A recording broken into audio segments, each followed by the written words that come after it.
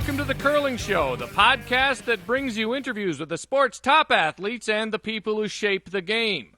I'm Dean Gemmel, and this is the second half of our interview with Jon Mead, who's going to see what life is like without tour curling next season. Let's talk about the Ultimate World Curling Tour and the Grand Slams for a moment. You and I traded a few emails at the end of last season, and what prompted our exchange were my thoughts on how maybe the Slam could jumpstart some interest in the events. I do think it's the best curling in the world at the Slams, and while the TV audience numbers are good, I still feel like that fans should be giving them more attention. And harsh as it might seem, one of my thoughts was that great sporting events have a lot of drama, and drama comes from the difficulties or the how much a second-place finish is lousy. And you touched on that at winning the candy dish of the trials. So whether it's harsh or not, and one of the things that I kicked around, and you said it had already been kicked around with other people, was a winner-take-all event with one of the Slams. And I know we can't make them all winner-take-all because there's not enough curling money to be spread around among curlers. But what do you think about that idea of one Slam being a winner-take-all event, so it's either $100,000 or $150,000 payday? Well, I love the idea in theory, and I think if you put that on the PGA Tour and you put an event together for the top 32 players in the world, and they went there knowing that only one guy was going to win money, you'd get the top 32 players in the world playing for a $10 million purse. It would be a no-brainer, But they can do that because if they don't, those other 31 guys that don't win still make an amazing living, and that's one of the fundamental problems in the curling side of it. Is, if you do that. Bert Curling Bonspiel would say the top 16, and those other 15 teams, they're actually out of money out of their pocket that, most of those teams can't afford. We need to have that in order for those winner to take all events to really cater to enough top teams. You have to have enough of those top teams making a base that makes it make sense. I mean, if you held an event tomorrow that was, a $2,500 entry fee, or $5,000 entry fee and a $100,000 first prize, and there was 16 teams, you'd probably only get 3 or 4 teams signing up necessarily because 12 of those teams are going into it going, I got no chance, and right. And so you're gonna have a hard time rounding out that field. And I love the idea of maybe taking the Slam winners and the Brier winner or something like that, and having taking those teams that have already won significantly and having some sort of, this is something that Arnold Ashen's talked about for years, and having some sort of series where those teams maybe, now you're talking about 4 or 5 teams or something like that, fly them to somewhere, expenses paid so they're not out of their pocket, sort of like a TSN Skins game used to be or something like that, and all there is upside, and have them play a little series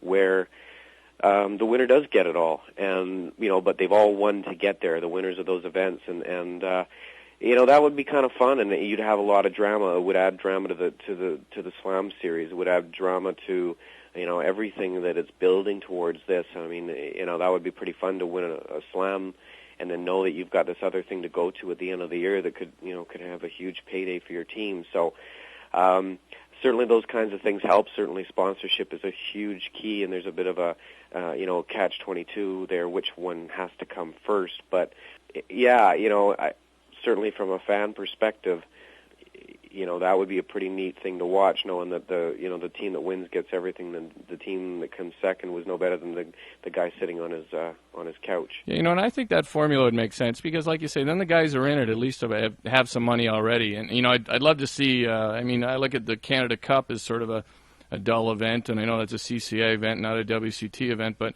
gosh, I'd love to see a guy with a shot for $125,000, and if I was a sponsor, I think I'd be more excited to sponsor that event than another event, to be honest. I think I'd just get a little more buzz out of it, and if you could milk it. And that's not to say I think sports inherently have to build their own drama, but I think it might be a way to just give it a quick jump start, some sort of event like that. I know it's a tough thing to pull off. I think absolutely, it would only help to do it, and I think you're right, it would be probably an easier event to sponsor, and the guys have their hands full. Paul Boulier has his hands full, with the 4 Slam events as it is. And there's a couple things you talk about the Canada Cup, and there's different opinions out there. I know from players, they love playing in all these events, but you don't necessarily as a fan always know exactly what's going on. And I think that's one of the other things that we have to address going forward is everybody knows the time of year that the Brier is going to be on and the Scott's going to be on and the World Championships within a week or two. You just know it. It's in your calendar. It's been the same for years. But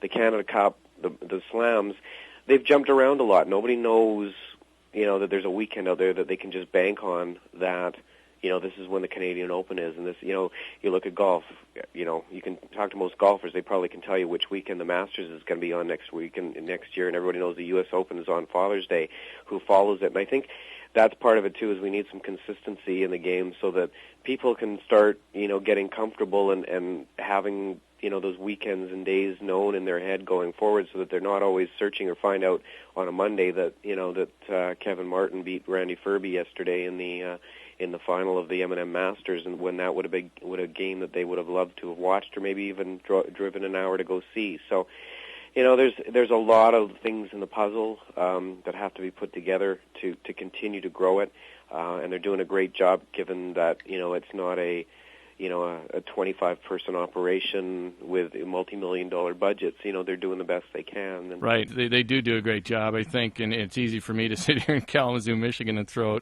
out suggestions. So I know what's involved and how difficult these things are to come together, and that curling is a tough sell, to sponsors. So.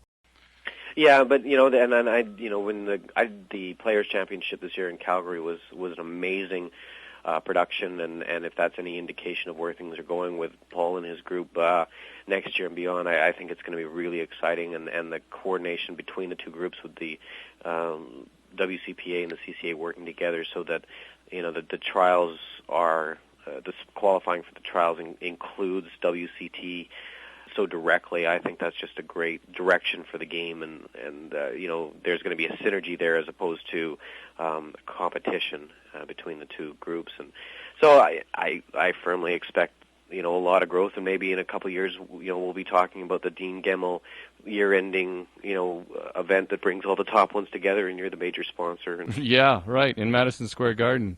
Hey, before we go, you won a Canadian junior title with Hugh McFadden, he's now the leader of the Progressive Conservative Party in Manitoba. You're a thoughtful, well-spoken guy. Does your decision to step away from curling foreshadow an entry into politics? Oh, golly. I can't imagine it. No, I don't think I have the patience for stupid questions that Hugh does. So I could test you with some more stupid questions. So far you're pretty good. No, all right. It never has been. Hugh's it's really fun to see Hugh do what he's doing out here, and I think he's poised to go on to some great things. I think everybody who's known Hugh over the years saw this coming at some point, and all I hope is that someday he gets into the at the federal level, and he's prime minister, and that they still have a nominated Senate, because I've got enough dirt on him to ensure that I get some plum position somewhere along the line. So that's my goal. Well, I think then you need to run, though, and be Minister of Sport or something like that, and make curling the national game and funnel a bunch of money to curling. Well, okay. Well, let's try for that instead. I'll get on my BlackBerry after this and send Hugh a message, and we got to get to work. So, hey, anything new from get himself elected first, though? Yeah, it's true. Hey, anything new from Mondetta for next year that's interesting? We're definitely working on some exciting things. I think we're working with the CCA on the uniforms we firmly expect to see most of the provincial or the national events next year with Mondetta clothing at the whether it's the Brier or the juniors, and we're working on some really exciting uniform looks at the national team level for the World Championships next year. And one of the things that we really want to work on with them is let's start getting access to some exciting uniforms to the fans, so that in an effort to market the players and the events better, that they have the people who want to have the ability to put the same things on their backs that their favorite players are wearing. So we'll see where that goes. But the CCA has been a really good partner to work through with this. They're very they've been very progressive, and at the provincial level, dealing with all the individual provincial associations, they're all very motivated to make it a bigger and better program for everybody. So no, it's fun, and we hope to have a much bigger presence out there next year. Hey, Kathy King's team had an idea at provincials that I guess they ripped off from the Swiss, which was numbered jerseys. I think that's a good idea. Anything like that is a good idea. I watch whether it's the World Cup or the French Open in tennis, and I don't know if you're getting the sense that maybe I watch too much sports on TV, but you look at the variety and the uniforms that they wear, and just the splash, and some of it's great, and some of it wouldn't necessarily be something that I want, but curling is there's a lot of history there, so there's a need and an effort and a real interest in maintaining the tradition, but at the same point, we need to continue to find ways to make the game more attractive, make the players more attractive. They're getting more athletic. Let's take advantage of these people and make them look exciting, and that's what we certainly want to do as an apparel company.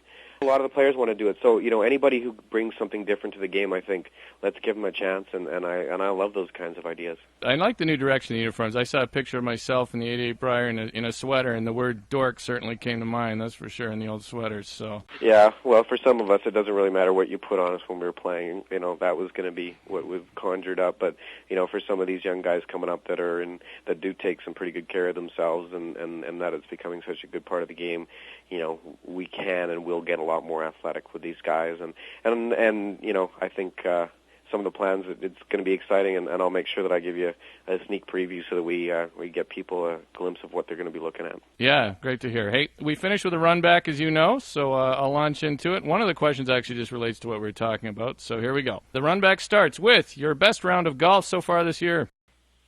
I played a scramble in Victoria, and that's the only time I played. All football, all the time, right? Yeah, I wish. Collared golf shirts on curlers. Oh, I'm not a fan. Good. Best new team in Manitoba next year, and you can't say Team Stoughton. Best new team. You know what? Couldn't even tell you. I haven't barely paid any attention. Well, you're really unplugging, aren't you? I'm out. Process for finding players at the Brier. They need one. Yeah. It seemed like there wasn't one. Well, yeah, what they had and what they did were two different things. Right. Best of intentions, good idea. Sure. Let's put some thought into it. The new CCA television deal with TSN. It's got to be good. Sorry, CBC, but TSN, deserves this chance. I'd like to see you in the booth, though, John. Can you make that happen? Plastic surgery can make anything happen. They don't cut away to guys very often. Everybody says I got a face for radio, though. All right. Hey, what curling broadcast could use more of? Skin. Skin? Yeah. Yeah, that's a good idea. All right, maybe not with the men's game all the time, yeah, but and certainly not if I'm a broadcaster. Yeah. All right, well, thank you, John. I know you'll be missed next year. I was talking to other curlers, and I couldn't find a single one who had anything but great things to say about you, as hard as I tried. But I think you made a good decision for you and your family, and I, for one, hope that you stay involved with the game in some way. Well, and I appreciate that, Dean, and it's one of the really neat things with all this is that some guys out there and girls that I respect so much have had so many great things to say to me, whether it was going out of their way to send me emails or phone calls or, some of the things that I saw and heard about in the press. It meant a lot, and, you sort of forget about that when you get wrapped up into it and you just think you're another guy out there playing. And so that meant a lot, and I absolutely will stay involved in whether it's a coaching role or an organizing role, and, maybe I can be one of the guys that help, to continue to grow the game with the slams and things like that. The game's done too much for me to just walk away. It's time to do, have a slightly different approach to it. And yeah, I'm just looking forward to watching some of these great guys play and not have to worry about, getting embarrassed by them. So. Well, I'll be in New Jersey next year curling, John, so I might have a spot for you to spare in a spiel sometime. You got to consider New Jersey curling. I will keep my phone on. I'm sure you will. I'm sure you're very excited about that. Hey, take care, John, and enjoy the rest of the summer. Always a pleasure. You too. That wraps it up with Jon Mead on The Curling Show. It might be 80 degrees outside, but curling is just around the corner. Thanks for listening. Enjoy the pudding.